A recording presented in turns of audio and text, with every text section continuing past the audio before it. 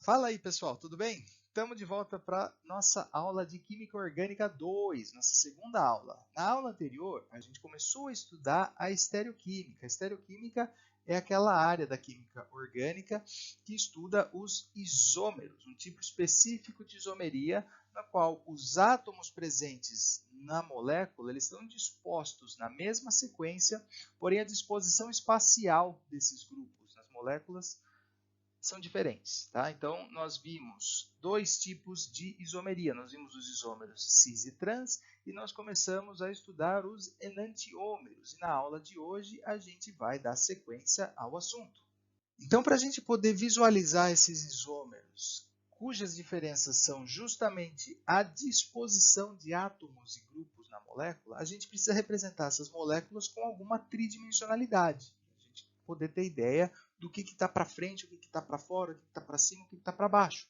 Até o momento, a gente usava, e a gente vai continuar usando, dependendo da situação, tá? O que for mais fácil e servir para os nossos propósitos, a gente usa. A representação em bastão, por exemplo, para a molécula de pentandoisol, ela funciona, é uma belezinha. Só que a gente não consegue ter ideia da tridimensionalidade. Então, a gente vai ter que usar uma fórmula em perspectiva para a gente poder visualizar a tridimensionalidade dessas moléculas. E como é que funciona essa fórmula em perspectiva? A gente vai ter que representar algumas ligações de forma diferente, usando cunhas.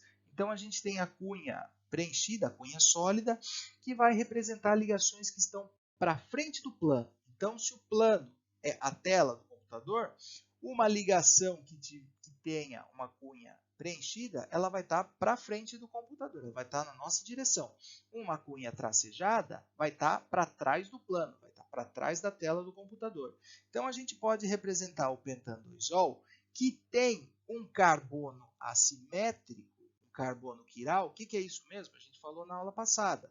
O carbono quiral é aquele que tem hibridização sp3, ou seja, ele faz 4 ligações com grupos e átomos diferentes, tá? Todas as ligações desse carbono são diferentes. Nesse caso, nessa molécula do pentandoisol, esse carbono aqui, ele é aquiral. Ele está fazendo uma ligação com o grupo metil, está fazendo uma outra ligação aqui com o grupo propil, um grupo hidroxila e tem um hidrogênio oculto.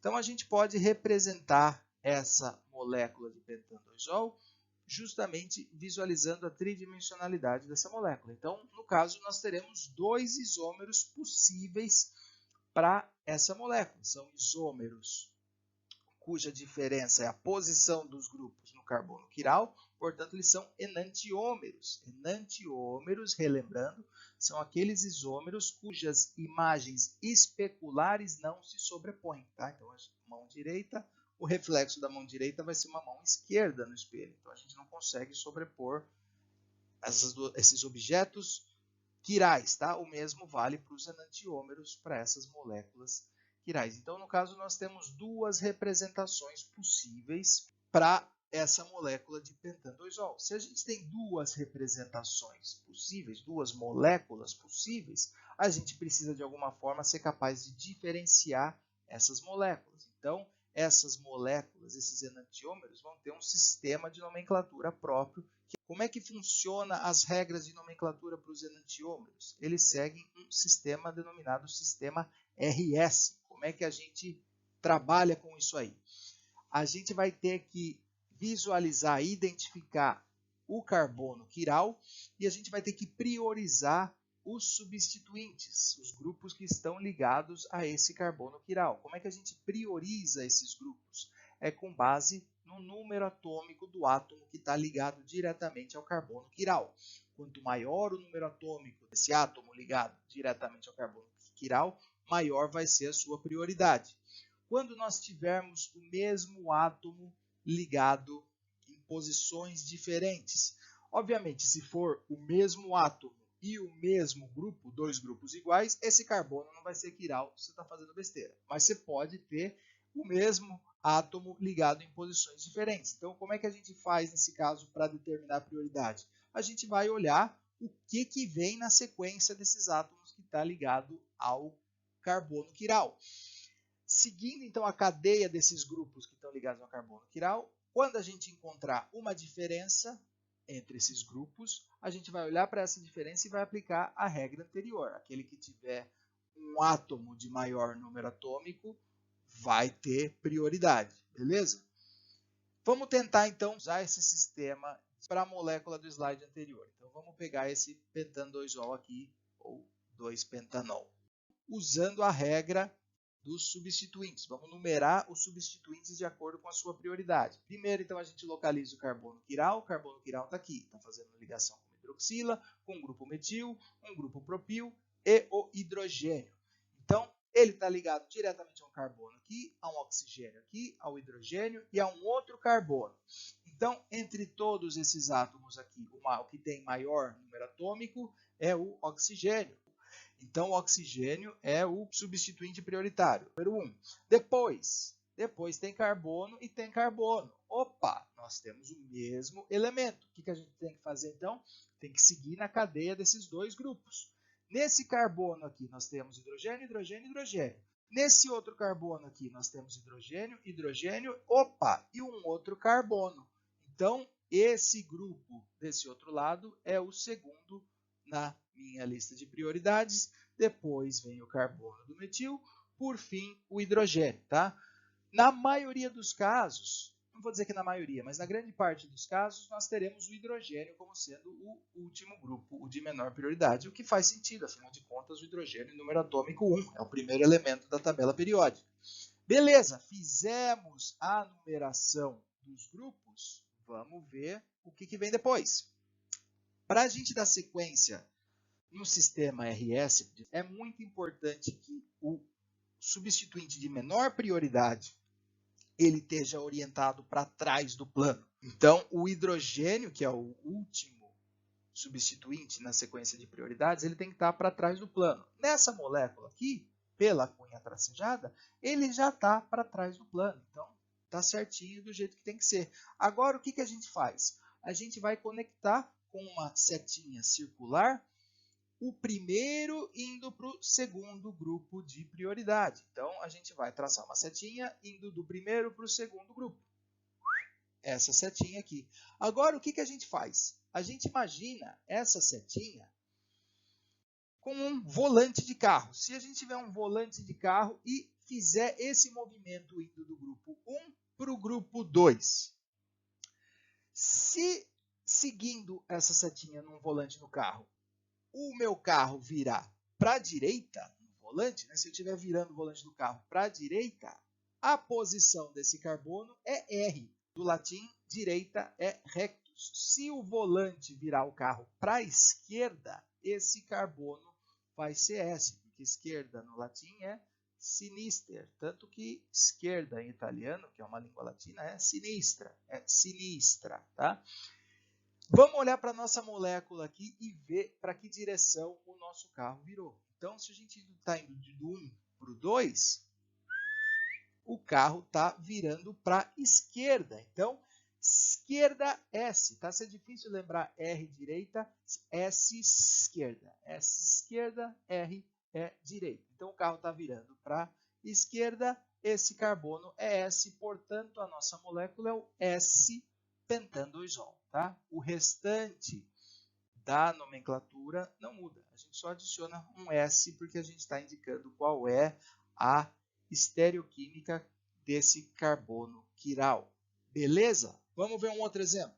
A gente pode ter uma complicação da seguinte forma. O grupo de menor prioridade ele pode não estar para trás do plano. Eita, aí complica. Porque para a gente fazer a regrinha, para a gente usar a regrinha do volante, a gente tem que orientar o grupo de menor prioridade sempre para trás. Vamos ver nessa outra molécula aqui qual é a sequência de prioridades para o nosso carbono quiral. Primeiro passo é identificar o carbono quiral. Tá fácil. O carbono quiral é esse aqui, ele está até em destaque. Ele está em destaque porque é o único aqui que mostra as 4 ligações do carbono. Beleza, então vamos identificar os grupos de acordo com aquele número atômico dos elementos. Então, aqui para cima a gente tem o hidrogênio, provavelmente vai ser o último. Para o lado de cá a gente tem o carbono, para o lado de cá a gente tem um outro carbono. E aqui para trás a gente tem o oxigênio. O oxigênio é o maior número atômico, então ele vai ser o primeiro. Depois, a gente tem carbono e carbono. Aqui na esquerda, a gente tem um carbono que tem 3 hidrogênios, e para a direita, a gente tem um carbono que tem 2 hidrogênios e um cloro. Então, esse aqui, esse grupo vai ser o número 2. Depois, nós temos o metil. Por fim, nós temos o hidrogênio, tá? Beleza, então o hidrogênio de fato não está para trás do plano onde ele tem que estar para a gente fazer a regrinha de nomenclatura. O que a gente vai ter que fazer? A gente vai ter que rearranjar essa molécula, a gente vai ter que rodar essa molécula para botar o hidrogênio para trás do plano. Então, como é que a gente faz? Vamos visualizar aqui o carbono quiral. Carbono é a bolinha cinza, né, que está fazendo 4 ligações diferentes. O que a gente vai ter que fazer?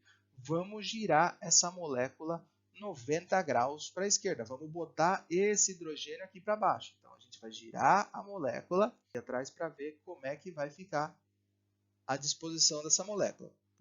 Giramos a molécula 90 graus. Agora, vamos endireitar os grupos para a gente poder ler direito, né? Então, a molécula reorientada 90 graus fica assim.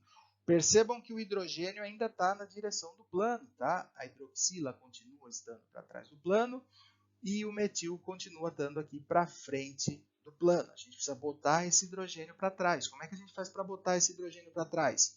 Vamos olhar para essa molécula aqui por cima, só para a gente enxergar a posição dos substituintes do carbono.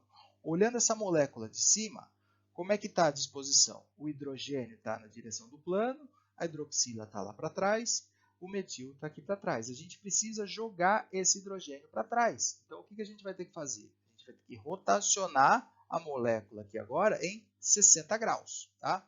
Rotacionando a molécula em 60 graus, o hidrogênio vai para trás do plano, a hidroxila vai estar no plano e o metil vai continuar aqui para frente, só que um pouquinho para o outro lado. Então, vamos fazer essa rotação na molécula e ver como é que a molécula vai ficar. Rotacionando a molécula, aí sim nós jogamos o hidrogênio para trás. Temos a hidroxila aqui no mesmo plano da molécula e o metil aqui para frente. Beleza, agora a gente pode usar a regrinha de priorização dos grupos para nossa molécula. Então, primeiro vai ser o oxigênio da hidroxila, depois vai ser esse carbono que tem um cloro ligado ali na frente, vai ter agora o metil e, por fim, o hidrogênio que está lá para trás, tá certo? Agora, o que a gente faz? A gente traça a setinha circular indo do primeiro para o segundo grupo prioritário. Então, nesse caso, se a gente tiver com o volante do carro, a gente vai virar o carro seguindo a setinha, esse carbono vai ter orientação S. Essa molécula vai ser S. E que molécula é essa no fim das contas, gente? Ah, meu Deus do céu, que molécula é essa? Essa molécula aqui, a função orgânica dela, tem uma hidroxila, ela vai ser um álcool, tá? Então, vamos ver. A gente tem 1, 2, 3 carbonos, né? O álcool vai estar na posição 2. Essa posição 2 é justamente a posição do carbono quiral. Então, essa molécula vai ser um S. Nós temos aqui no carbono 3, 1, 2, 3, nós temos o cloro ligado a ele. Né? Então, essa molécula vai ser o S, 3-cloro, 1, 2, 3, 3 propan, 2 ol, porque a hidroxila está ligada na posição 2 do meu carbono. Só que vejam o seguinte, se eu inverter a contagem, começar daqui para cá, 1, 2, 3, o meu grupo hidroxila, que é da função orgânica, álcool, vai continuar no mesmo carbono. 1, 2, 3, 1, 2, 3. Então, a gente vai simplesmente dizer que o cloro está ligado no primeiro carbono para diminuir os números na nossa molécula. Então, essa molécula vai ser o S, 1 cloro, propan, 2-ol, tá certo? Então, voltando para a molécula original aqui, depois de todos esses giros que a gente deu na molécula, essa era a molécula inicial, esse é o S1-cloro propan 2-ol. Beleza? Gente, Eu preciso fazer esse malabarismo todo com a molécula? Não. Eu mostrei para vocês o que a gente poderia fazer se a gente tivesse, por exemplo, um kitzinho de moléculas orgânicas onde é fácil. A gente pega a molécula com a mão, gira e boa, tá fácil. Fazer isso no papel, redesenhar a molécula, gira 60 graus, inverte 90 graus, é uma complicação totalmente desnecessária. Então, tem uma forma muito mais simples da gente fazer esse sistema. A gente pode simplesmente trocar o grupo de menor prioridade, aquele que deveria estar para trás do plano, com o grupo que está de fato atrás do plano. Aí depois a gente numera as prioridades, faz a mesma coisa, conecta a primeira prioridade e a segunda, vê se é R ou S. Mas a gente tem que lembrar que como a gente trocou grupos de posição, na verdade a gente vai estar invertendo a regrinha do volante. O que, se o resultado der R, na verdade é S, porque a gente inverteu os grupos de posição. Se der S, na verdade é R, porque a gente inverteu os grupos, tá certo? Então, se der R, é S, se der S, é R. Entendeu? Não? Vamos entender. A mesma molécula que a gente usou lá atrás. O hidrogênio está aqui na direção do plano e era, na verdade, para ele estar para trás do plano. Então, a gente vai simplesmente trocar essa hidroxila com esse hidrogênio de posição. Trocamos de posição, o hidrogênio está no lugar certo, onde era para estar, a gente faz a regrinha de prioridades agora. Então, o oxigênio tem a maior prioridade, depois vai ser esse carbono que está ligado a um cloro, depois o carbono do metil, por fim o hidrogênio. E agora a gente traça a setinha que vai do 1 para o 2, tá certo? Traçando essa setinha, nós temos, pega o volante, virou, nesse caso o volante vai virar para a direita. Mas como a gente inverteu os grupos lá atrás, a gente vai inverter essa posição. Na verdade, esse carbono aqui é S, tá certo? Então, essa molécula é o S, 1-cloropropan-2-ol. É a mesma molécula que a gente fez no outro slide, beleza? Uma dica importante, uma dica não, uma regra muito importante. Quando a gente for conectar os grupos de prioridade 1 para o 2, pode acontecer dessa setinha passar por cima do grupo 4 e não tem problema, tá? Se a parte mais próxima for passando por cima do grupo 4, tudo bem. Ela não pode passar por cima do terceiro grupo, tá? Então, a gente tem que conectar o 1 ao 2. Se passar por cima do 4, não tem problema. Beleza, gente? Esse é o sistema RS para nomenclatura de moléculas que apresentam carbono assimétrico, carbono quiral. Firmeza? Então, qual que é o lance dessas moléculas, desses isômeros? São os enantiômeros. Os enantiômeros eu adiantei na aula passada. Eles são moléculas muito difíceis, muito complicadas de serem separadas, porque eles apresentam as mesmas propriedades físicas. Então, ponto de fusão, ponto de ebulição, solubilidade, é tudo igual para os enantiômeros. O que muda? Muda a forma com que eles interagem com a luz polarizada. Então, o que é luz polarizada, gente? A luz é uma radiação eletromagnética, tá? Vamos lembrar de química geral. Ou seja, uma radiação eletromagnética ela vai ter um campo elétrico e um campo magnético oscilando ao mesmo tempo, tá? Posição perpendicular, tá certo? Uma luz não polarizada, uma luz do sol, luz de uma lâmpada incandescente, ela vai ter esses campos elétricos e magnéticos sendo emitido em todas as orientações possíveis, tá? Então a gente vai ter todas as orientações possíveis para a luz em termos de disposição da direção do campo elétrico e do campo magnético. O que um polarizador faz? Um polarizador ele é capaz de selecionar uma direção específica do campo elétrico e, consequentemente, do campo eletromagnético. Mas, para facilitar a nossa vida, vamos pensar só em termos do campo elétrico, tá? Então, uma luz do Sol, a luz de uma lâmpada incandescente, tem esse campo elétrico oscilando em todas as direções possíveis. Ao passar por um polarizador, esse polarizador vai selecionar uma única orientação possível, tá? Para facilitar a nossa vida, vamos enxergar o que é um polarizador. Bom, gente, o que é um polarizador? Polarizador nada mais é do que um filtro capaz de selecionar uma orientação específica para luz, certo? A gente falou lá atrás que fontes de luz como o sol ou lâmpadas incandescentes, elas emitem radiação em todas as orientações possíveis ao mesmo tempo, tá? O que um polarizador faz? Um polarizador é capaz de polarizar, ou seja, selecionar uma única direção específica de luz que vai passar naquele sentido, tá? Vamos pegar um exemplo de um polarizador bastante mundano, bastante comum. Óculos de sol com lente polarizada. O que ele faz? Eu tirei uma lente aqui para mostrar para vocês. Aqui atrás a gente tem uma fonte de luz normal, uma lâmpada incandescente.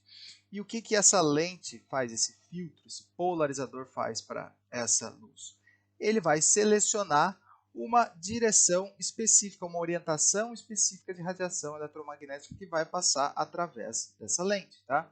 A gente não consegue ver diferença nenhuma, por quê? Porque a luz que está sendo emitida daquela fonte é uma luz não polarizada, ou seja, tem todas as orientações possíveis. Onde a gente consegue ver esse efeito em ação? A gente consegue ver, por exemplo, de uma fonte de luz que seja polarizada. E onde que a gente tem isso?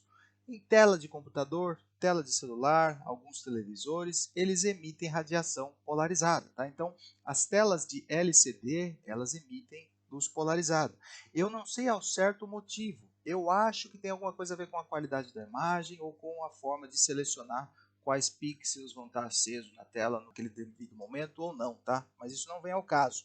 Então eu tenho aqui na minha mão um celular que nada mais é do que um emissor de luz polarizada. Então a gente tem aqui uma imagem, tá? Uma fonte de luz saindo do meu celular que é polarizada. E o que acontece quando a gente coloca um filtro polarizador, uma lente aqui? Ele vai selecionar a luz que vai passar numa específica orientação. Se a luz que está saindo da tela do celular é da mesma orientação que o meu filtro, que o meu polarizador, essa luz vai passar, a gente vai ver a imagem. Se a orientação que vem da fonte de luz é diferente da orientação do meu filtro, o meu filtro vai reter, o meu polarizador não vai deixar essa luz passar, certo? Então, as lentes polarizadas, elas justamente servem para filtrar uma determinada direção de radiação eletromagnética.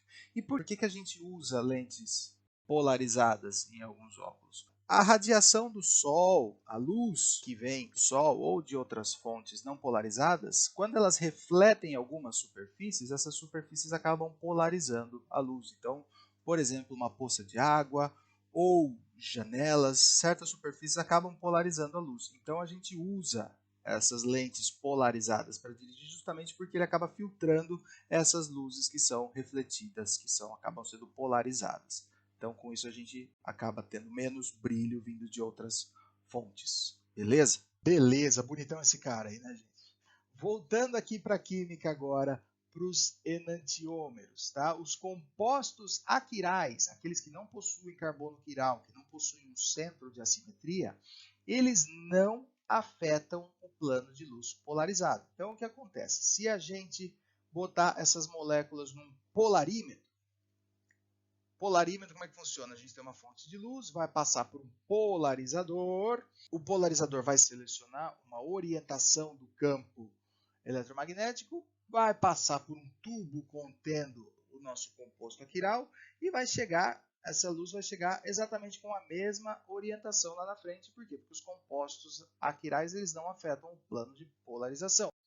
Já um composto quiral, ele gira o plano de polarização. Então, o que acontece? Se a gente colocar uma fonte de luz e um polarizador, que vai selecionar uma orientação para a minha radiação, e colocar essa luz polarizada na frente de uma amostra que tem um carbono quiral, uma amostra, um enantiômero, que tem um centro de assimetria, essa amostra ela vai desviar, ela vai girar o plano de polarização da minha luz. Então, a luz que tinha a seguinte orientação antes de passar pela molécula, vai passar a ter uma outra orientação, porque as moléculas quirais, elas giram o plano de polarização. Então, com isso, a gente pode identificar quais são os enantiômeros presentes numa amostra, com um equipamento que é denominado polarímetro.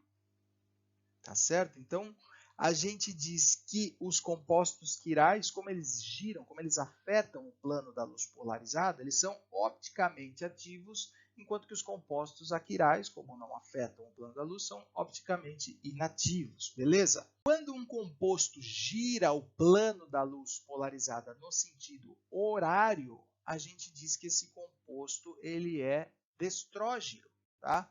E a gente indica isso no prefixo da molécula com um sinal de mais entre parênteses. Se o campo da luz polarizada for girado no sentido anti-horário, esse composto ele é denominado levógeno, tá? E ele é representado com um sinalzinho de menos entre parênteses na frente da molécula. Muito importante, gente. Mais e menos, levógeno e destrógeno não tem relação com isomeria RS, tá? A gente tem que alguns compostos R são destrógenos e outros compostos R são levógenos, certo?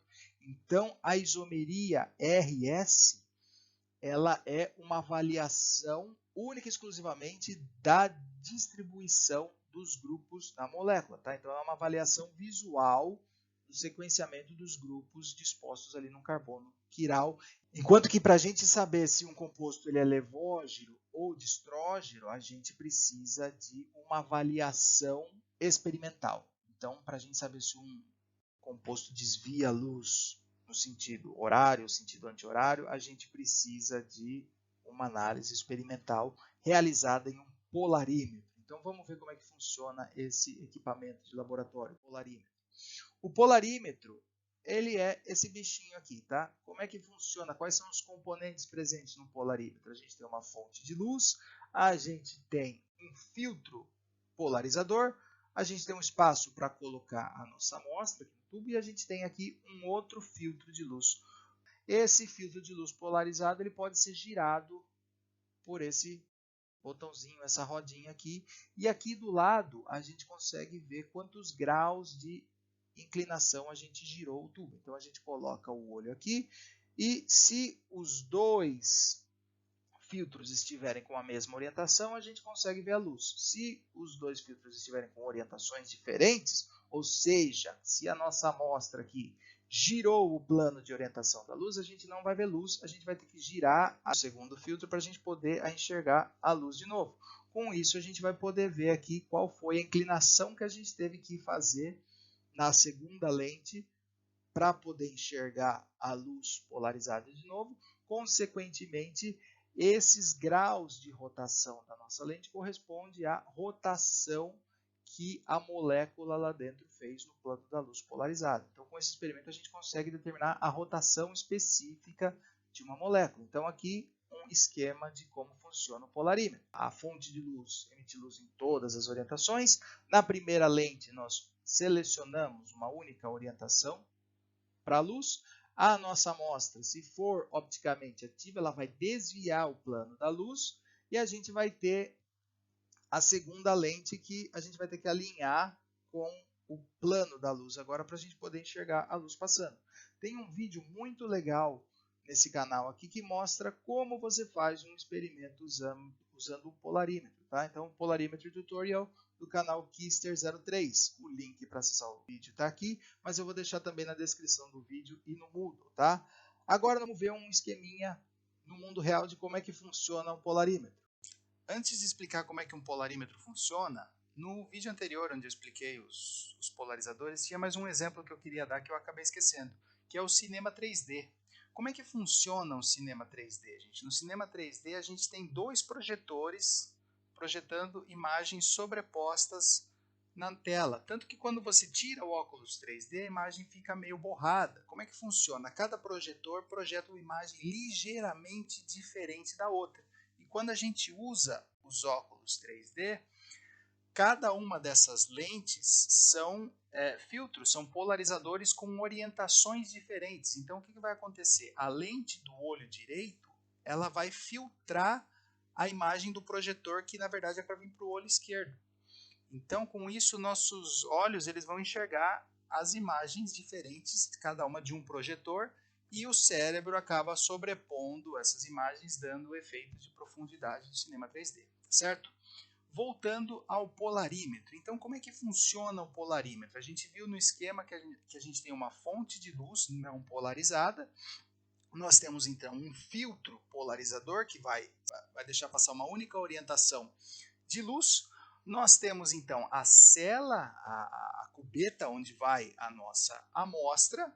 E depois nós temos um outro polarizador, uma outra lente. Então, o que acontece? Quando essas duas lentes estão na mesma orientação, a gente consegue ver a luz chegando nos nossos olhos, ali onde a gente coloca o olho, tá? A gente vê que alguns enantiômeros são capazes de girar esse plano da luz polarizada. Então, aqui eu vou dar um exemplo de como é que funciona um polarizador. Ali atrás, vocês estão vendo, eu coloquei uma lanterninha e uma das lentes do meu óculos ali. E eu tenho a outra lente do meu óculos aqui. Então, o que acontece? Lá atrás a gente tem a fonte de luz e a gente tem um polarizador e aqui no meio ficaria a amostra, né? Quando as duas lentes estão orientadas no mesmo plano, a gente consegue enxergar a luz. Se a gente tivesse uma amostra que desvia o plano da luz polarizada, a gente não ia enxergar luz. Então, a nossa visão ali, quando a gente coloca o olho no equipamento, ela vai estar escuro. O que a gente faz? A gente tem um reguladorzinho ali onde a gente consegue girar uma lente até o momento onde a gente vai ver a luz. Então, no momento que a gente passa a ver a luz, a gente enxerga ali, olha ali do lado e vê quantos graus nós tivemos que girar a lente para reorientar a luz. Ou seja, quer dizer quantos graus a nossa amostra desviou o plano de luz, tá? Obviamente que os filtros polarizadores que são utilizados num polarímetro são muito mais seletivos do que lente de óculos polarizado, tá certo? Beleza? Então, esse é o princípio por trás do polarímetro. Veja aquele outro vídeo que eu coloquei no link, onde vocês vão ter uma ideia de como funciona o experimento em si, tá? Como a gente faz uma análise no polarímetro, beleza? Maravilha, gente. Lá no começo da aula nós vimos como é que funcionam as regras de nomenclatura para moléculas que possuem centros assimétricos, moléculas que possuem carbonos quirais. A gente tem que usar o sistema RS, tá? Só que nos exemplos que a gente viu, nós tínhamos moléculas que continham um único centro assimétrico. A gente pode ter moléculas que contêm vários carbonos quirais, né? Vários centros assimétricos. Então a gente vai ter que incorporar no nome dessas moléculas a posição desses carbonos quirais e vai ter que dizer se esses carbonos são R ou S, tá? Vamos ver um exemplo para a gente entender como é que funciona o sistema RS nessas moléculas que possuem mais de um carbono quiral. Começando então com a treonina, que é um aminoácido. A treonina ela tem dois carbonos quirais, dois carbonos que fazem 4 ligações com grupos totalmente diferentes, tá? Então, antes da gente desenhar todos os isômeros possíveis para a treonina, vamos pensar quantos isômeros a gente pode ter para a treonina, né? Então, se ela tem dois carbonos quirais, seguindo a regrinha da aula passada, a gente pode ter até 2 elevado a n estereoisômeros, onde o n é o número de carbonos quirais. Então, nesse caso, a gente tem 2 elevado a 2, 2 ao quadrado, 4 possíveis estereoisômeros, tá? Se na aula passada eu falei que a gente pode ter 2 elevado a n enantiômeros, eu errei, tá? São estereoisômeros, tá? E a gente vai entender isso daí daqui a pouquinho, tá? Antes da gente desenhar essas moléculas, então, com todos os isômeros possíveis para a treonina, vamos dar o nome da treonina aqui usando só essa fórmula estrutural aqui para facilitar a nossa vida. Porque quando a gente começar a desenhar os estereoisômeros e for dar o nome para essas moléculas, como eu falei lá atrás, a gente tem que incorporar a posição do carbono quiral e se o carbono é RS no nome. Então vamos começar pelo mais simples aqui, onde a gente não sabe aqui a estereoquímica dessa molécula. Então, para começar, vamos ver qual é a função química que manda nessa molécula, tá? Então, essa molécula ela é um ácido carboxílico, é a função que prevalece aqui. Então, ela vai ser um ácido 1, 2, 3, 4, butanoico. Vamos ver o que mais essa molécula tem. Na posição 2, no segundo carbono, a gente tem um grupo amino. E na posição 3, a gente tem um grupo hidroxila aqui. Então, o nome dessa molécula vai ser ácido 1, 2, amino, 3, hidroxibutanoico. Tá joia? Ácido 2-amino-3-hidroxibutanoico. Então, para os estereoisômeros dessa molécula, o nome vai ser o mesmo, adicionando, obviamente, a posição do carbono quiral e se o carbono é R ou S. Tá? Então, agora eu quero que vocês pausem o vídeo e tentem fazer a representação em projeção, a representação tridimensional para os 4 isômeros da treonina, beleza? Pausem agora que eu vou esperar. Não vou esperar não, vocês vão pausar e vocês vão chegar nas seguintes moléculas, tá? Nas seguintes moléculas, nas seguintes projeções tridimensionais para a treonina, tá? Então, vamos dar o nome dessa primeira molécula aqui, seguindo aquela regra, seguindo o sisteminha RS que a gente viu lá atrás. Então, a gente sabe que tem 2 carbonos quirais. Vamos começar com o carbono aqui de cima. Então, a gente tem que primeiro definir as prioridades. Vamos ver quais grupos estão ligados ao carbono. A gente tem um nitrogênio, a gente tem um carbono, a gente tem outro carbono e a gente tem o hidrogênio. O hidrogênio vai ser o grupo de menor prioridade, é aquele que tem que estar para trás do plano. Então, vamos usar aquela regrinha que a gente viu lá atrás e vamos inverter esses grupos. Vamos jogar o hidrogênio aqui para trás e vamos botar a carboxila aqui. COOH. Beleza? Muito bem. Fizemos isso, agora a gente pode numerar esses grupos de acordo com as suas prioridades. Lembrando que a prioridade é o número atômico. Tá? Então, o primeiro substituinte de maior prioridade é a amina, é o nitrogênio. Ele vai ter a prioridade 1, ele vai ser o primeiro. Depois a gente tem 2 carbonos. A gente tem o carbono aqui de baixo, que está ligado a outro carbono, um oxigênio e um hidrogênio. E a gente tem esse outro carbono, que faz uma dupla ligação com o oxigênio e uma outra ligação com o oxigênio. Então, ele prevalece, tá? Tem mais ligações com o oxigênio, ele vai ser a nossa segunda prioridade. Depois nós temos o outro carbono e, por fim, nós temos o hidrogênio lá atrás. Agora a gente vai traçar a setinha do primeiro para o segundo grupo. Lembrando que a setinha ela pode passar por cima do último grupo, tá? Ela só não pode passar por cima do 3. Traçada a setinha, a gente vai para o volante e vamos ver para onde que essa molécula vai. Então, seguindo a direção da setinha, o meu carro vai para a esquerda é S. Só que a gente tem que lembrar que a gente inverteu o hidrogênio para jogar ele lá para trás. Então, se deu S, na verdade, o carbono é R. Esse primeiro carbono aqui, ele é um carbono R. Agora, a gente tem que fazer o mesmo para o outro carbono quiral, para o carbono aqui de baixo. Então, vamos ver os grupos que a gente tem. A gente tem um carbono, a gente tem um oxigênio, a gente tem um hidrogênio e a gente tem um outro carbono, tá?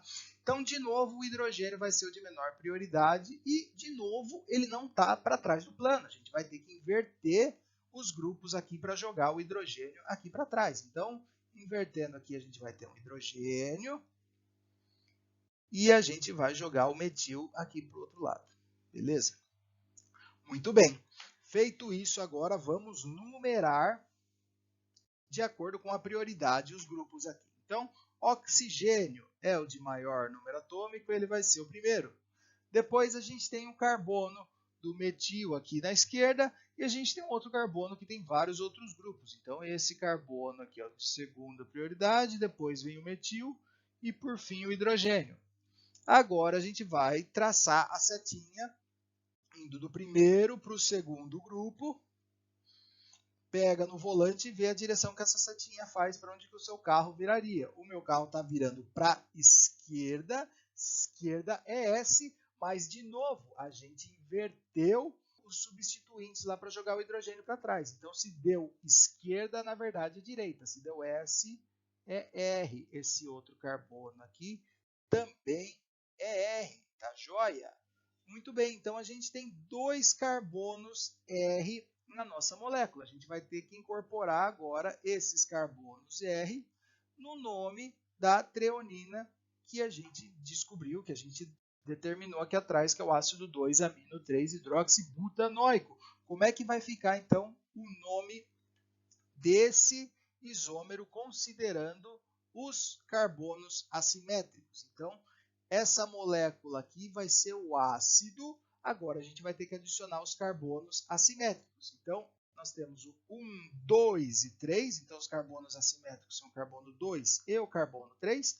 Então, essa molécula vai ser o ácido 2R, 3R, 2-amino 3-hidroxibutanoico, tá certo? Então, essa primeira molécula aqui é o ácido 2R, 3R, 2-amino 3-hidroxibutanoico.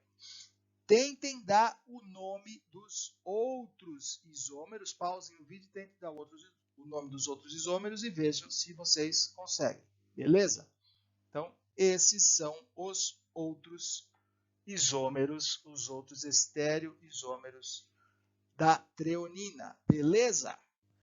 Muita atenção, pessoal. O burro que vos fala agora colocou imagem errada no slide e só foi perceber na hora da edição. Então já era tarde, tá? Se vocês repararem bem, a primeira e a terceira molécula elas são iguais e a segunda e a quarta molécula elas são iguais, tá? Então peguem as moléculas do slide anterior, que elas estão certinhas, e prestem atenção no que eu vou falar a seguir, tá? Os meus comentários que vêm a seguir estão corretos. Eu falei visualizando as moléculas certas, as moléculas do slide anterior. Então peguem as moléculas do slide anterior e prestem atenção no que eu vou falar a seguir. É importante a gente ressaltar que quando a gente tem mais de um carbono quiral, nem todos os isômeros são enantiômeros. O que é um enantiômero mesmo, gente? Um enantiômero é a imagem especular de uma molécula, tá? Então, se a gente colocar um espelho na frente da primeira molécula, a molécula que a gente vai ver é a segunda. Se a gente colocar um espelho aqui na frente da terceira molécula, a molécula que a gente vai ver é a quarta molécula. Então, a molécula 1 e 2, elas são enantiômeros. A molécula 3 e 4 também é um par de enantiômeros, tá certo? Já a molécula 1 e 3, como não são imagem especular uma da outra, elas não são enantiômeros, elas são diastereisômeros, tá joia? A molécula 2 e a molécula 4 não são isômeros especulares, não são imagem especular uma da outra, então elas não são enantiômeros, elas são diastereisômeros. E lembrando lá atrás, enantiômeros possuem as mesmas propriedades físicas, ponto de fusão, ponto de ebulição e solubilidade. Diastereisômeros não. Tá? Apesar de serem parecidos, porque estruturalmente não muda tanto, elas não têm as mesmas propriedades físicas. Beleza? Para encerrar a aula de hoje, nós temos, dentro da estereoquímica, nós temos compostos meso. O que são compostos meso? São compostos que possuem centros assimétricos, ou seja, carbonos quirais, mas a molécula é aquiral. Como assim? Vamos ver um exemplo aqui. Como é que chama essa molécula? Pause o vídeo e tente dar um nome para ela. Ela vai ser o 1, 2, 3, 4. Ela é um butano, né? Mas tem dois bromos em duas posições diferentes, no carbono 2 e no carbono 3. Então, ela é o 2,3 de bromo butano, tá certo? 2,3 de bromo butano. Tentem fazer a representação em projeção, a representação tridimensional para todos os isômeros de bromo butano, considerando que ele tem dois carbonos quirais, tá? Dois centros de assimetria. Lembrando que pela regrinha, a gente tem até 2 elevado a n estereoisômeros, 2 ao quadrado, 4. Mas notem que a gente tem até 2 elevado a n. A gente pode ter menos. E é justamente o que acontece nessa molécula aqui. Vamos ver quais são todos os estereoisômeros. A gente vai ter 3 estereoisômeros para essa molécula aqui, tá joia? O que acontece? Essa primeira molécula aqui, ela vai ser denominada um composto meso. Por quê? Percebam que não tem uma quarta molécula aqui, onde os dois átomos de bromo estão para a esquerda. Por quê? Porque se a gente pegar essa molécula aqui e girar ela 180 graus, a gente chega no outro isômero. Então, na verdade, não é um isômero óptico. O que acontece? Quando a molécula tiver um plano de simetria dentro de si própria, ou seja, quando essa metade for reflexo da metade aqui de baixo, ela possui um centro de simetria e essa molécula ela é aquiral, ela não vai desviar o plano da luz polarizada. Já essas outras duas moléculas aqui, essas sim são enantiômeros uma da outra, então uma vai desviar a luz para um lado, outra vai desviar a luz para o outro. Tentem dar os nomes para essas 3 moléculas. Comecem com o 2 de 3, que são as mais interessantes. Tá? Pausem o vídeo e tentem dar o nome de acordo com o sisteminha RS. Vamos ver. Então, para a molécula 2 aqui, vamos tentar dar o nome dessa molécula. De novo, a gente vai ter que inverter. Eu vou mais rápido aqui agora, tá? A gente vai ter que inverter o carbono com o hidrogênio. Aqui atrás a gente tem que jogar o hidrogênio aqui para trás, tá? Vamos dar uma sequência de acordo com as prioridades. Vai ser prioritário esse bromo, depois vai ser esse outro carbono aqui, depois 3 vai ser o carbono do metil aqui 4, traçando a setinha do primeiro para o segundo, vendo no volante, o carro viraria para a esquerda, mas como a gente inverteu ali, esse carbono ele é R. Para o carbono aqui de baixo, a gente tem que fazer a mesma coisa, tem que inverter a posição dos grupos para o hidrogênio ficar para trás do plano. Agora a gente pode numerar de acordo com a prioridade. Maior prioridade vai ser o bromo, depois vai ser o carbono aqui de cima, o metil aqui do outro lado, por fim o hidrogênio aqui embaixo. Traçando uma setinha do primeiro para o segundo grupo, o nosso carro viraria para a esquerda, mas como a gente inverteu os grupos, né, esquerda S, na verdade o carbono é R, o segundo carbono aqui também é R. Então, nesse caso, nós teremos 2 carbonos RR, a gente tem que incorporar isso daí no nome da molécula. Então, a molécula vai ser o 2R3R23 de bromometano, tá joia? A outra molécula é o 2S3S de bromometano. E a molécula 1, ela pode ser tanto um S3R de bromometano, dependendo do jeito que você desenhe, ou o 2R3S de bromometano, que na verdade são a mesma molécula, se você virar ela 180 graus. Então, ela é o que a gente chama de composto meso, tá? Porque a molécula em si ela é aquiral. Se você virar ela 180 graus, ela vai ser a mesma molécula. Então, ela pode ser simplesmente o meso 2,3 de bromo metano. Beleza? Maravilha, gente. A aula de hoje foi meio puxada, mas estereoquímica é isso aí. É trabalhosa, mas tem regrinhas bem definidas, então não é tão difícil de fazer, só que a gente tem que praticar para estar afiado com as regras, tá? Como de praxe, no último slide ficam aqui as referências bibliográficas. Os 3 livros aqui descritos estão disponíveis na Biblioteca Virtual Pearson. Para acessar a Biblioteca Virtual Pearson, é só entrar ali no swap, links importantes, Biblioteca Virtual Pearson. Beleza, gente? Eu agradeço a atenção de vocês, agradeço quem chegou até aqui. Um grande abraço, cuidem-se e tchau!